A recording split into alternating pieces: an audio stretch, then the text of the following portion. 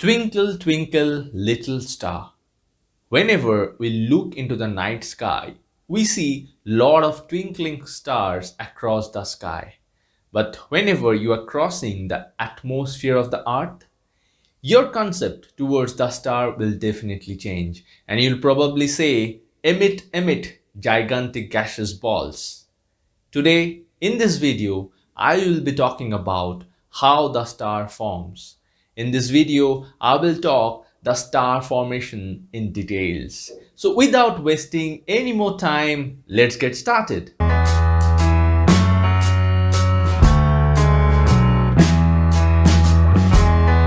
We all know our universe is actually empty. আমরা একটা MT universe সেটাই কল্পনা করি, কিন্তু আমাদের ইউনিভার্সের অনেক অনেক জায়গাতে গ্যাস জায়ান্টগুলো বিভিন্ন পকেট পকেট করে সজ্জিত হয়ে আছে। এই গ্যাস জায়ান্টসগুলোর ভলিউম বা আয়তন আমাদের সোলার সিস্টেমের ভলিউমের থেকেও অনেক গুণ বেশি। এই গ্যাস জায়ান্টগুলোকে বলা হয় নেবিউলা। আর এই নেবিউলার যে মেইন এলিমেন্ট বা যে মেইন এলিমেন্ট দিয়ে এই নেবিউলাগুলো ফর্মেশন হয় সেটা হলো হাইড্রোজেন। আমরা জানি হাইড্রোজেন হচ্ছে সবচেয়ে সরলতম অ্যাটম, এবং সেই সরলতম অ্যাটম দ্বারাই এই গ্যাস জায়ান্টসগুলো তৈরি হয়। এই গ্যাস জায়ান্টসগুলোই আসলে স্টার ফর্মেশনের জন্য দায়ী। কিভাবে এই গ্যাস থেকে স্টার তৈরি হয় আজকে আমরা আমাদের ভিডিওতে সেটাই জানবো। এই গ্যাস জায়ান্টগুলোর টেম্পারেচার খুব কম হয়, অলমোস্ট 0 ডিগ্রির কাছাকাছি। সেই জন্য এরা খুব শীতল বা ঠান্ডা থাকে।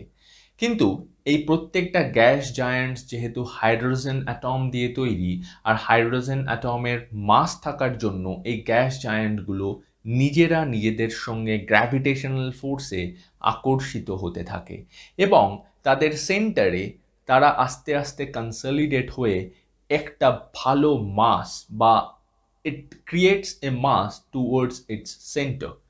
এবং যখনই এই সমস্ত হাইড্রোজেন অ্যাটমগুলো নিজেদের মধ্যে আকর্ষিত হয়ে সেন্টারে কনসলিডেট হতে থাকে, তখন তাদের টেম্পারেচার আর প্রেশার ওই সেন্টারে ধীরে ধীরে বাড়তে থাকে, এবং এই ভেতরের যে সেন্টারের টেম্পারেচার ইনক্রিজ এবং আউটসাইড যে টেম্পারেচারটা কম হওয়ার জন্য রিলেটিভলি তাদের মধ্যে একটা প্রেশার ডিফারেন্স এবং টেম্পারেচার ডিফারেন্স তৈরি হয়।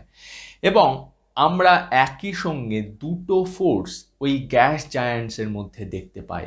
একটা হলো প্রত্যেকটা গ্যাসগুলো নিজেদের মধ্যে কনসলিডেট হয়ে গ্র্যাভিটেশনাল পুল ক্রিয়েট করছে, আর বাইরের সারফেসে যে সমস্ত গ্যাসগুলো রিলেটিভলি কম টেম্পারেচারে আছে সেই গ্যাস মলিকিউলসগুলো যেহেতু নিজেদের মধ্যে একটা র্যান্ডামনেস আছে, সেই জন্য তারা চাইবে এক্সপ্যান্ড হয়ে বেরিয়ে যেতে। তাহলে ওই গ্যাস মলিকিউলসগুলোর মধ্যে একটা কাইনেটিক এনার্জি থাকবে, আর গ্র্যাভিটেশন এনার্জিগুলোর মধ্যে একটা পোটেনশিয়াল এনার্জি থাকবে। Both of this force will be directed in opposite directions, এবং এরা একটা ইকুইলিব্রিয়াম কন্ডিশনে থাকবে, সেটাকে বলা হয় হাইড্রোস্ট্যাটিক ইকুইলিব্রিয়াম কন্ডিশনস। বাট এই ইকুইলিব্রিয়াম কন্ডিশনসটা বেশিক্ষণ সাস্টেইন করবে না। আমাদের যে সোলার বা সূর্যের যে মাস, সেই মাসের 10⁴ টাইমস যদি এই এন্টায়ার সিস্টেমের ভলিউম হয়ে যায়, তারপরেই এটা কোল্যাপস করবে। এই রেঞ্জটাকে বলা হয় জিন্স মাস বা জিন্স লেন্থ। এই লেন্থের পরে গেলেই আমাদের যে গ্র্যাভিটেশনাল অ্যাট্রাকশনটা, সেই গ্র্যাভিটেশনাল অ্যাট্রাকশনটা ওই গ্যাসের বাইরের গ্যাসগুলোর কাইনেটিক এনার্জি থেকে বেশি হবে, এবং এন্টায়ার সিস্টেমটা গ্র্যাভিটেশনাল কোল্যাপস করবে। তাদের নিজস্ব গ্র্যাভিটিতেই তারা ভেঙে পড়বে। এই গ্র্যাভিটেশনাল কোল্যাপসের দুটো ভাইটাল সিগনিফিকেন্স আমাদের স্টার ফর্মেশনের জন্য দায়ী। প্রথম সিগনিফিকেন্স, এই গ্র্যাভিটেশনাল কোল্যাপসের পরেই আমাদের যে স্টারের কোর বা স্টারের যে সেন্টার, সেটা আরও বেশি কনসলিডেটেড হবে, সেটা আরও বেশি ডেন্স হবে, তার আরও বেশি টেম্পারেচার আর প্রেশার ইনক্রিজ হবে। আর সেকেন্ড, এটার মধ্যে রোটেশন ক্রিয়েট হবে। কেন এটার মধ্যে রোটেশন ক্রিয়েট হবে? Let me give a simple example to illustrate it. ধরুন আপনি এক্সারসাইজ করছেন কোনো একটা রোটেশনাল চেয়ারে বসে, এবং আপনি আপনার দুটো হাতের ডাম্বেল নিয়ে এক্সারসাইজ করছেন। আপনি যদি ওই ডাম্বেলগুলোকে আপনার বডির কাছে নিয়ে আসেন, আপনি দেখবেন অটোমেটিক্যালি আপনার ওই রোটেটিং চেয়ারটা ঘুরতে থাকবে। তার মানে আপনি বাইরে থেকে কোনো ফোর্স ক্রিয়েট করলেন না, you are just putting this hand closer to your body and you can feel a angular velocity in your system.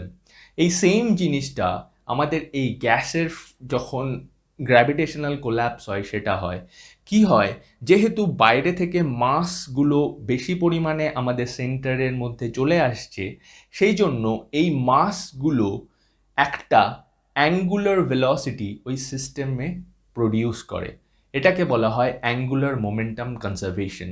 In mathematics, I will discuss about angular momentum conservation in my next few videos, but আজকে আমি একটা simple example দিয়ে এটা বললাম যে ডাম্বেলটাকে আপনি যখনই হাতের কাছে আনবেন, আপনি কোনো কাজ না করলেও আপনি একটা রোটেশন ফিল করতে পারবেন।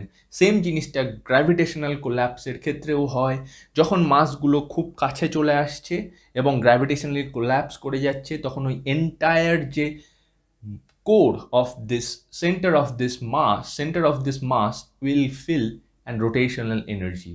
তখন কি হবে, এই রোটেশনাল এনার্জি হওয়ার জন্য এটা একটা সাইক্লোনের মতন কাজ করবে এবং এই সাইক্লোনের মতন কাজ করার জন্যে বাইরে থেকে আরও গ্যাস, আরও মলিকিউলস, এই মলিকিউলার ক্লাউডসগুলো ভিতরে কনসলিডেট হতে থাকবে এবং সেন্টারে টেম্পারেচার প্রেশার আরও অনেক মাত্রায় ইনক্রিজ হতে থাকবে।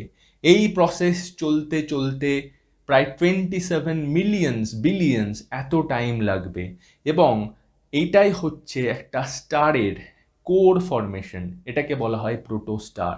আফটার 27 বিলিয়ন ইয়ার্স লেটার এই যে সেন্টারের টেম্পারেচার আর প্রেশার ধীরে ধীরে বাড়তে থাকলো এত সময় ধরে, সেটার জন্য রিয়াকশন তৈরি হবে। কি reaction? Nuclear fusion reaction. Nuclear fusion reaction সহজভাবে বলতে গেলে হাইড্রোজেন অ্যাটম তারা নিজেদের মধ্যে রিয়াকশন করবে এবং তারা তাদের থেকে কমপ্লেক্স এলিমেন্টস তৈরি করা শুরু করবে। মানে একটা হাইড্রোজেন অ্যাটম আরেকটা হাইড্রোজেন অ্যাটমের সঙ্গে জুড়ে হিলিয়াম অ্যাটম তৈরি করবে এবং তার সাথে সাথে huge amount of energy release করবে। এই হিউজ অ্যামাউন্ট অফ এনার্জি যে স্টারের মধ্যে যে এনার্জি, সেটার মেন সোর্স। তার মানে স্টারের সেন্টারে একটা কিচেন তৈরি হবে, যে কিচেন থেকে স্টার তার জ্বালানি পাবে, যে শক্তি পাবে এবং সেই এন্টায়ার যে কোরের এনার্জি সেটা ধীরে ধীরে সারফেসে যাবে এবং সেই সারফেস থেকেই সব এনার্জিগুলো রেডিয়েট হয়ে হয়ে বাকি জায়গাটায় এই নক্ষত্র বা স্টারকে আলোকিত করবে।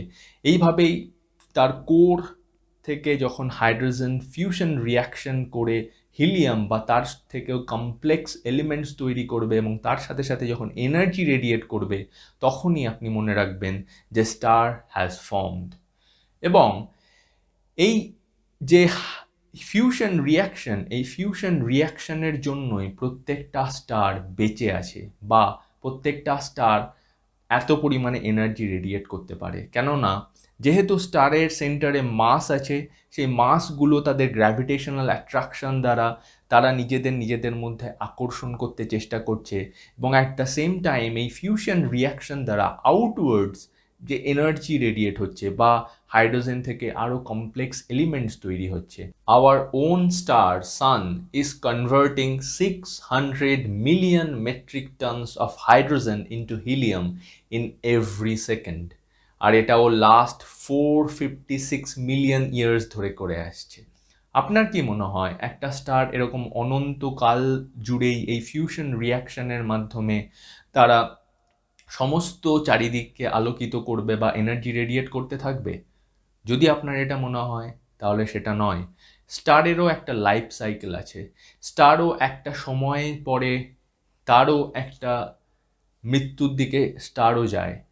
আমি আমার পরের ভিডিওগুলোতে কিভাবে স্টার তার লাইফ সাইকেলে কেমন কেমন স্টেজের মধ্যে দিয়ে যায় সেটা ডিসকাস করব। কিন্তু আজকে আমার ভিডিওতে আমি এটাই বললাম যে স্টার কিভাবে ফর্মেশন হয়, স্টারের মধ্যে কোথা থেকে এত এনার্জি আসে এবং স্টার ফর্মেশনের কত টাইম ধরে তারা স্টারটা ফর্মেশন হতে সময় নেয়। যদি আমার এই ভিডিওটি আপনাদের ভালো লেগে থাকে, প্লিজ আমার এই ভিডিওটা লাইক করবেন, আমার চ্যানেলটাকে সাবস্ক্রাইব করবেন, কমেন্ট সেকশনে অবশ্যই জানাবেন আপনার এই ভিডিওটা কেমন লাগলো। আজকের মতো এই পর্যন্তই। নমস্কার, দেখা হচ্ছে পরের ভিডিওতে।